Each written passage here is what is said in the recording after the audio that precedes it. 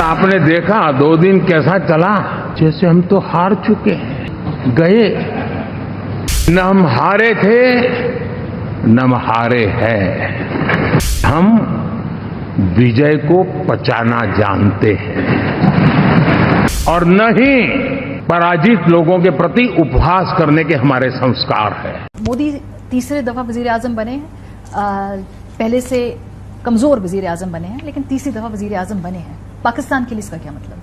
पाकिस्तान के अपने इतने मसाइल हैं कि पाकिस्तानियों को ज्यादा इसकी परवाह नहीं होनी चाहिए कि नरेंद्र मोदी क्या करेंगे, लेकिन क्योंकि नरेंद्र मोदी वो वजीर आजम हैं जो बार बार पाकिस्तान के ऊपर हमलावर हो चुके हैं। पाकिस्तान के बारे में उनकी पॉलिसी क्या होगी, एक हार्ड लाइन हमने देखी उनके स्टैंस की इस कैंपेन के दौरान। अमित शाह जो बातें करते रहे उसके ऊपर भी बड़ा क्रिटिसिज्म रहा ऑपोजिशन का भी। सो आप समझते हैं कि अब उसको ही वो आप आगे लेकर चलेंगे या फोकस उनका ज्यादा डोमेस्टिक पॉलिटिक्स की तरफ होगा? एक तो इंडिया ने फॉर अ मोमेंट अगले 5 साल के लिए फिर डिसफंक्शनल कर दिया है। इंडिया अपनी मर्जी से इंस्टीट्यूशनल सेटिंग कर रहा है। इंडिया ने पाकिस्तान को भी माइनस कर दिया, इंडिया ने पाकिस्तान को माइनस कर दिया, इंडिया ने सार्क को कंप्लीटली फिर डिसफंक्शनल कर दिया और अपनी मर्जी की रीजनल सेटिंग एस्टैब्लिश कर रहा है जिसमें पाकिस्तान का कोई किरदार नहीं है। और दूसरा, अगर भारत सेफ होगा, भारत तरक्की करेगा, रीजन तरक्की करेगा, पाकिस्तान तरक्की करेगा। अभी जो मोदी वजीर आजम बने हैं उनके लिए बड़ा हम्बलिंग एक्सपीरियंस है। अगर मैं क्विकली आपको भी दिखाऊं, अपने देखने वालों को भी बताऊं कि जब मोदी मुख्तलिफ इंटरव्यूज दे रहे तो उन्हें एक गॉड कॉम्प्लेक्स था। उन्होंने बार बार मुख्तलिफ रिपोर्टर्स और एंकर्स को इंटरव्यू देते हुए कहा कि उनको किसी ने भेजा है, यानी वो उनको किसी ने चूज किया है, या जो उनके भगवान है उन्होंने उनके जरिए भारत के अंदर वो जो सारे काम हो रहे हैं उनके लिए मोदी। बीजेपी है और एंटी पाकिस्तान भी है, तो ये इत्तेहादी जमातें क्या मोदी सरकार को पीछे पसपाई पे मजबूर कर सकती है नजरिए से? देखिए, ये है अब जहाँ बात आगे जाने की। हाँ। मगर इस इलेक्शन में हुआ क्या वो भी तो देख लें। हाँ, उनका फलसफा। फलसफा एक तो इंडिया ने फॉर अ मोमेंट अगले 5 साल के लिए फिर सार्क को डिसफंक्शनल कर दिया है। इंडिया अपनी मर्जी से इंस्टीट्यूशनल सेटिंग कर रहा है। इंडिया ने पाकिस्तान को भी माइनस कर दिया। इन सोचा कि हमेशा हमेशा के लिए पाकिस्तान को आप साइड पे कर दो। हम हैं कहां, हम हैं कौन? आई विश के इंडिया में कोई ऐसी सियासी एकेडमी होती कि हम ओवरसीज पाकिस्तानी मिलके पैसा जमा करते हैं कि यार सियासतदानों को क्रैश कोर्स करा दो कि अपनी इज्जत कायम करने और मुल्क की इज्जत को कायम रखने के लिए क्या चाहिए। तो क्या आप फॉरेन पॉलिसी में कोई चेंज होता हुआ देखेंगे? नहीं, I think Alia ji foreign policy और ज्यादा बुलिश होगी और ज्यादा वोकल होगी और ज्यादा स्ट्रांग होगी। इस्लाम के नाम पे जिसे आप कहते हैं कि राष्ट्र बना था पाकिस्तान, उसमें देख लिया कि क्या सेकुलरिज्म है और क्या इंसानी हकूक है और माइनॉरिटीज के क्या हकूक है। तो मैं तो सपोर्ट करूंगा कि अगर इंडिया को। हेलो दोस्तों, आपका स्वागत है अपने YouTube channel Bharat Pak reaction and review में। दोस्तों, आज के वीडियो में हम देखने वाले हैं पाकिस्तानियों को लग रहा है कि मोदी जी की एनडीए गवर्नमेंट कमज़ोर है, क्योंकि मोदी जी इस बार बीजेपी पूरे 272 सीट नहीं लेके आई। इस बार बीजेपी सिर्फ 240 ही सीट लेके आई। पर इन गधों को कैसे पता होगा कि डेमोक्रेसी कैसे चलती है, क्योंकि इनके देश में तो डेमोक्रेसी का डी भी नहीं है। ये बूट के नीचे पली हुई कौम है और ये भारत पर उंगलियां उठाते कह रहे हैं कि भारत की डेमोक्रेसी खतरे में, जैसे कांग्रेसी और लेफ्टिस्ट लोग भारत के बारे में बोल रहे हैं। नाज़रीन, ये कानून फितरत समझ लें कि कमीने जितना भी अरूज पालें आखिर को ज़लीलो ख्वारी होते हैं, और यही सब कुछ भारतीय इंतखाबात में, इलेक्शंस में मोदी के साथ हुआ। क्योंकि इस फ्रॉडियर ने जाली सर्वे करवाकर मीडिया को ख़रीद कर जो अपनी मकबूलियत का एक महल बनाया हुआ था, वो भारतीय अवाम ने एक ही धक्के में ज़मीबोस कर दिया। इस फ्रॉडियर के दावे थे कि अब की बार 400 पार, लेकिन शाबाश है भारतीय वोटर्स को जिन्होंने मोदी को मारी है ऐसी मार कि भारतीय जनता पार्टी में मची हुई है हाहाकार। क्योंकि बड़े तकब्बुर और फ़ख्र से इस फ्रॉडियर ने राम मंदिर के इफ्तिताह से जो इंतखाबी सफ़र शुरू किया, उसका इख्तिताम उसी अयोध्या के मुकाम पर बदतरीन शिकस्त से हुआ है। मैं ये कहती हूँ कि अगर ज़रा सी भी गैरत हो ना तो बंदा शर्म से डूब मरे, मगर इस बेशरम का शर्म से क्या काम। हिंदुत्व का दिल समझे जाने वाले अयोध्या ने मोदी को इतने जख्म लगाए कि सादा अक्सरियत लेने के बावजूद बीजेपी के जो कैंप हैं उनमें सफ़े मातम बिछी हुई है। रोने धोने और चीखने चिल्लाने की आवाज़ें साफ सुनाई दे रही हैं। और इस बेशरम को अगर देखें कि मीडिया पर खुशी का इजहार करता फिर रहे, तीसरी बार हुकूमत बनाने के भाषण दे रहा है। देखा आपने इस जैसा को बेशरम, बेगैरत और कमीना शख्स? मैं ये कहती हूँ इसे गुजरात के मजलूमों की आहें ले डूबी हैं। भारत के लिए तो खास तौर पर मुसलमानों और कश्मीरियों की बद्दुआओं ने नरेंद्र मोदी की बदबख्ती को मुमकिन बनाया है। इस बेशरम को वज़ीर-ए-आज़म बनाना है या नहीं, ये फैसला बीजेपी ने नहीं बल्कि अब इत्तेहादियों ने करना है, जिनके लंबे मुतालिबात की जो लिस्ट है उस पर भारतीय मीडिया में बहस होने लगी है। जैसा ये बेशरम और बेगैरत है, हो सकता है कि सौदेबाजी करके तीसरी बार वज़ीर-ए-आज़म बन भी जाए। लेकिन मैं आपको यहाँ बताना चाहूँगी, मेरी बात आप लिख कर रख लें कि अगर इस बार इसकी हुकूमत बनी तो आप देख लीजिएगा कि वो सहारों पर बनी हुकूमत होगी, बाकायदा लंगड़ी हुकूमत होगी, इत्तेहादियों के ताउन की मोहताज होगी, तगड़ी ऑपोजिशन के रहमो करम पर भारतीय जनता पार्टी बीजेपी और मोदी ने भारत की सेकुलर जो शनाख्त है वो ख़त्म करने और हिंदुत्व के जिस एजेंडे को अमली जामा पहनाना था वो सारे प्लान मट्टी में मिल गए हैं। और भारत में जो लोकसभा की आपको पता है 543 नशिस्तें हैं, उनमें से 272 सीटें नशिस्तें हासिल करने वाली जो जमात है वो हुकूमत बनाती है। अब इस लिहाज से अगर भारतीय इंतखाबी नताइज हैं, इन रिजल्ट पर अब नज़र डालें तो जो कांग्रेसी इत्तेहाद है उसने इंडिया की जो हैरान कौन आप कह लें कि कामयाबी हासिल की है और मोदी की जो इंतखाबी इत्तेहाद के मुकाबले में अब तक की 240 नशिस्तों पर मैदान मार लिया है। अगर 2019 के मुकाबले में देखें जब कांग्रेस और इत्तेहादी जमातों ने सिर्फ आपको यादों का 91 नशिस्तें जीती थी तो ये बड़ी कामयाबी है। और दूसरी तरफ जो मोदी का इंतखाबी इत्तेहाद है महज 292 जो नशिस्तें वो हासिल कर पाया है। अच्छा, अगर सच पूछें ना तो इस फ्रॉडिये ने इलेक्शंस में बीजेपी को ही नहीं डुबोया बल्कि बीजेपी पर जो सरमायाकारी करने वाले, ज़रा गौर से सुनिएगा, भारतीय जो अरबपति लोग हैं ना, जो इसके दोस्त हैं, उनकी भी बैंड बजा दी है। इंतखाबी नताइज के बाद हिंदुस्तानी स्टॉक मार्केट और इंडियन जो टाइकून्स हैं उनके खरबों रुपए डूब गए हैं।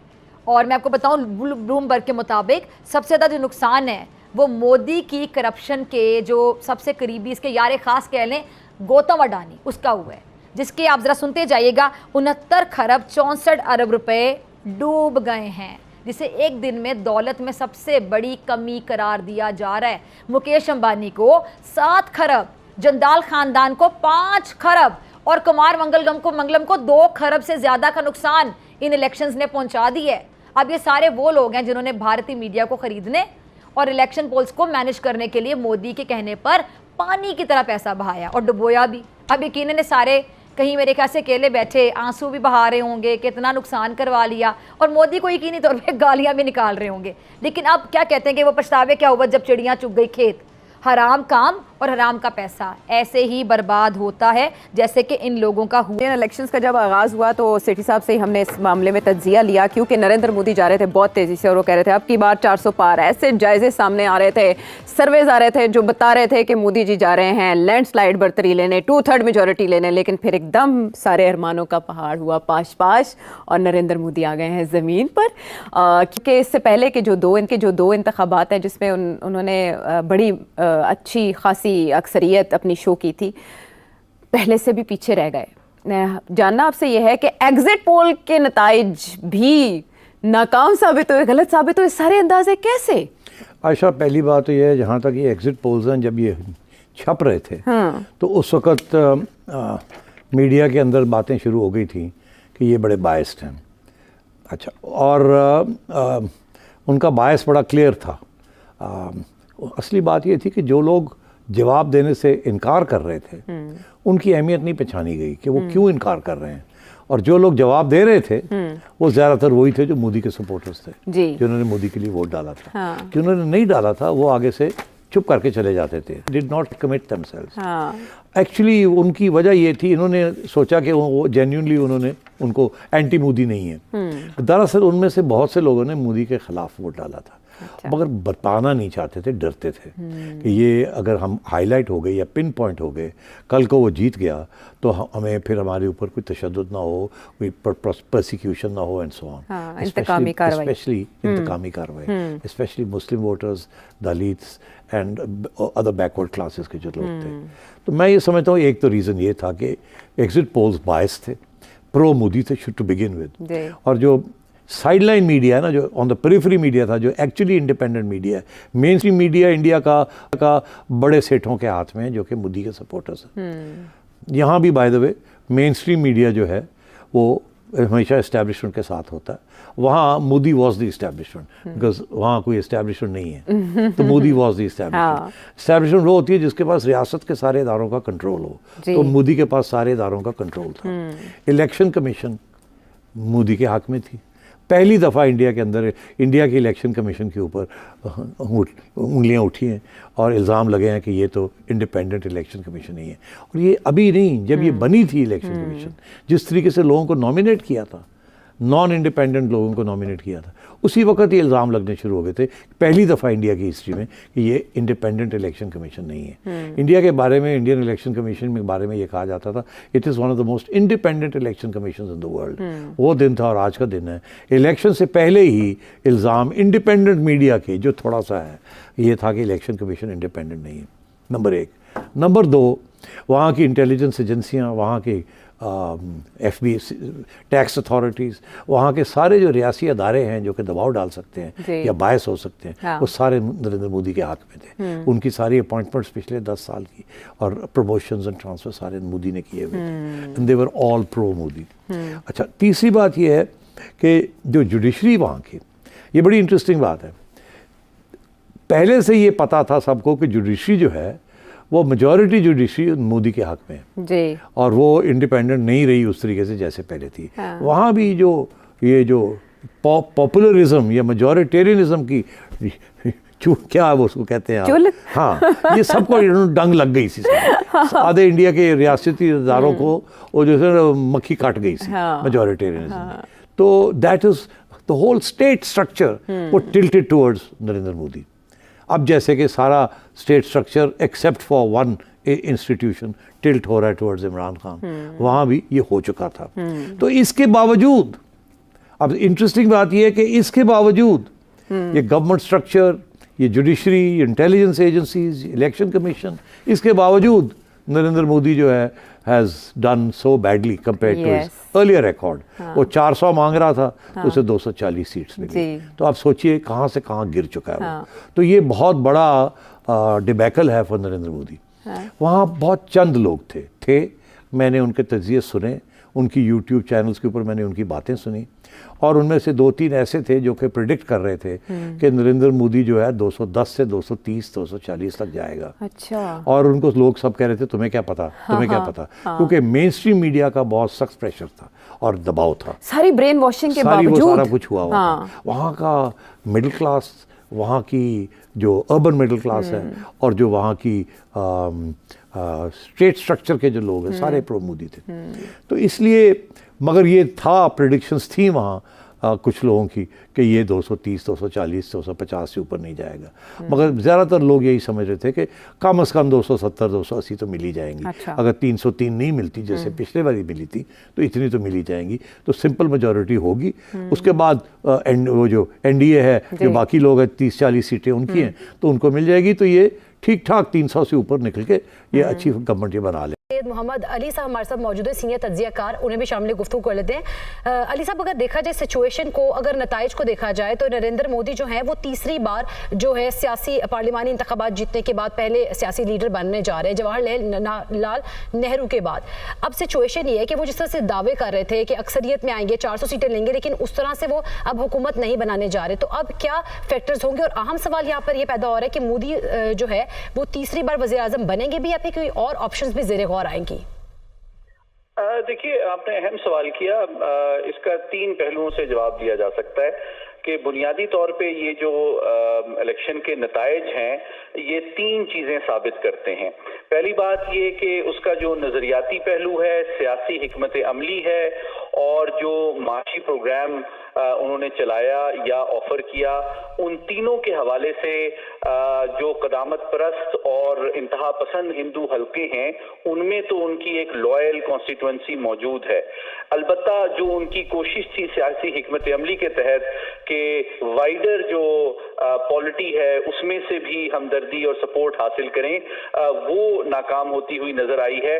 बल्कि जो एक इंतहा पसंदाना उनकी सोच और बयानिया था और नॉन कंजर्वेटिव जो एलिमेंट्स को रीच करने की और उनकी जो एक्सप्लॉयटेशन की पॉलिसी थी और साथ ही साथ जो महंगाई और गुर्बत और एम्प्लॉयमेंट के हवाले से उनके प्रोग्राम में चैलेंजेस थे, मैं समझता हूं उसको भी जो अपोजिशन पार्टीज खसूसन कांग्रेस का जो अलायंस है, इसका इंडिया नाम है, उसने एक्सप्लॉयट किया है।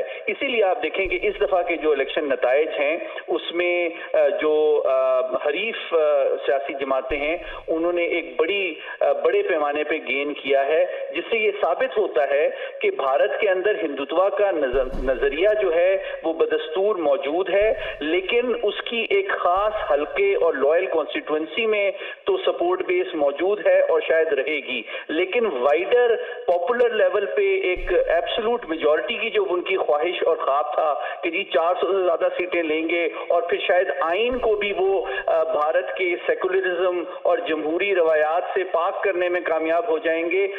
मैं समझता हूँ थैंकफुली वो हिकमत अमली उनकी कामयाब नहीं हुई है, जो कि इस बात का सबूत है कि इंतहा पसंदाना सोच। मोहम्मद अली साहब, इंतहा पसंदाना जो नजरिया था मोदी का उसको तो रद्द कर दिया वहाँ की कौम ने, खासतौर पे यूथ ने, हमने देखा वहाँ की आवाम ने उसको एक्सेप्ट नहीं किया, लेकिन किसी न किसी तरह समहाउ गवर्नमेंट तो बनाने में कामयाब हो जाएंगे। सवाल मेरा आपसे ये है कि पहले तो वो एक बड़ा मैंडेट और एक मेजॉरिटी की गवर्नमेंट उन्होंने एंजॉय की, तो इस बार क्या उसी तरह की स्टेबल गवर्नमेंट होगी? ये खतरा हमेशा उनके सर पे लटकता रहेगा कि अगर जो उनकी मुखालिफ या नाराज ग्रुप्स हैं वो अगर मिल जाते हैं ऑपोजिशन के साथ तो उनकी गवर्नमेंट को मसला भी हो सकता है। ये मुझसे सवाल है आपका? जी बिल्कुल, आपसे। जी बिल्कुल। मैं समझता हूं कि देखें, एक बड़ी मजबूत वोकल और क्रिटिकल जो ऑपोजिशन का लोकसभा में मौजूद होना जो है ये एक पॉजिटिव साइन है जमहूरियत के लिए, क्योंकि जो एक डिस्टेबलाइजिंग अग्रेसिव फॉरेन और डिफेंस पॉलिसी है, इंतहा पसंदाना और एक्सप्लॉयटेटिव इंटरनल पॉलिसी है, इन दोनों के ऊपर तवक्को ये है कि एक स्ट्रॉन्ग और बड़ी ऑपोजिशन का एक रिस्ट्रेनिंग इफेक्ट सामने आएगा, क्योंकि अब उनको कॉम्प्रोमाइजेस करने पड़ेंगे, उनकी बात को कंप्लीटली वो इग्नोर नहीं कर सकते। तो मैं समझता हूं कि मैं पुरुमीद हूं कि भारत की दाखिली, खारजा और दिफाई पॉलिसी पे की जो इंतहा पसंदाना सोच की जो कंट्रोल था उसमें कमी किसी हद तक आएगी, लेकिन मुकम्मल खात्मा नहीं होगा। सही, तो जो डेमोक्रेटिक अप्रोच है और जो लिबरल अप्रोच है उसके लिए ये कॉम्बिनेशन अच्छा है। दोस्तों, Pakistani TV channels, social media पर यह चर्चा हो रही है कि मोदी, इस बार की मोदी गवर्नमेंट पहले 2 बार की मोदी गवर्नमेंट जैसे स्ट्रांग नहीं है, मोदी 3.0 कमज़ोर है, क्योंकि चंद्रबाबू नायडू और नीतीश कुमार ये किंग मेकर है, पर इनको नहीं पता चंद्रबाबू नायडू ने 2 बार अटल जी को पंत प्रधान बनाया था। ये भूल जाते हैं कि ये उनका पुराना संगठन है और मोदी जी और अमित शाह ये संभाल लेंगे, ये उनके लिए बहुत बड़ी बात नहीं है, पर पाकिस्तानियों को ये समझ नहीं आएगा और पाकिस्तानी ये से उठपटांग बातें करते रहेंगे और वो कर भी क्या सकते हो, क्योंकि उनको लग रहा है डर, क्योंकि मोदी 3.0 में कुछ भी हो सकता है। इलेक्शन से पहले ही रक्षा मंत्री और मोदी जी के कैबिनेट के मिनिस्टर कह रहे थे कि 6 महीने में हम पीओके ले लेंगे, तो उनको लग रहा है डर, उनकी टांगे कांप रही है, तो वो वैसे ही बयान दे रहे। पाकिस्तान की मीडिया कह रही कि मोदी ने तो बहुत कौमी नारा दिया था, राम मंदिर बनवाया था, ये वो किया था, पर फिर भी भारतीय वोटर्स ने मोदी जी को हरा दिया। पर उनको क्या पता कि इंटरनली कुछ प्रॉब्लम हो सकती है, क्यों कुछ हो सकता है और 10 साल के बाद कोई गवर्नमेंट भारत में रिपीट ही नहीं करती।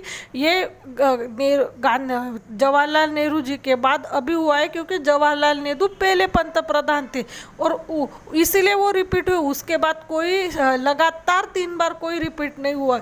पर पाकिस्तानियों को तो सिर्फ यही ढूंढना है कि भारत कैसे कमज़ोर हो, भारत की प्रगति कैसे कम हो, और सबसे मेन कि मोदी कैसे कमज़ोर हो, क्योंकि मोदी कमज़ोर होगा तभी तो इंडिया कमज़ोर होगा, ऐसा उनका मानना है। पर उन गधों को पता नहीं, अब तो मोदी जी कुछ बड़ा ही करेंगे, क्योंकि अब मोदी जी का 3rd टर्म है और मोदी जी ने इलेक्शन से पहले ही कहा था ये 2 टर्म तो सिर्फ ट्रेलर थे, अभी मैं पिक्चर दिखाऊंगा। पाकिस्तान को वो पिक्चर से लग रहा है डर, इसी वजह से पाकिस्तानी कह रहे हैं अंदर की भी डर, वो भीतर का डर वो बाहर कैसे निकालेंगे। वो निकाल रहे हैं कि हम नहीं डरते, जैसे छोटे बच्चे दिखाते हैं ना, मैं नहीं डरता तुझसे, तू जो करना है कर ले, वैसे ही मोदी जी को और मोदी गवर्नमेंट के बारे में बोल रहे हैं कि मोदी जी को, पर उनको पता नहीं, क्योंकि पाकिस्तानियों को साइकोलॉजी समझ में नहीं आती, और वो ज़रा पागल और जाहिरी लोग हैं, उनको कुछ एक चूरन दे दो वही चूरन चूसते रहेंगे। पाकिस्तानियों का कोई खुद का दिमाग काम नहीं करता। आज के लिए बस इतना ही। अगर आप हमसे जुड़ा रहना चाहते कृपया हमारे चैनल को लाइक करें, सब्सक्राइब करें, शेयर करें। जय हिंद, जय भारत।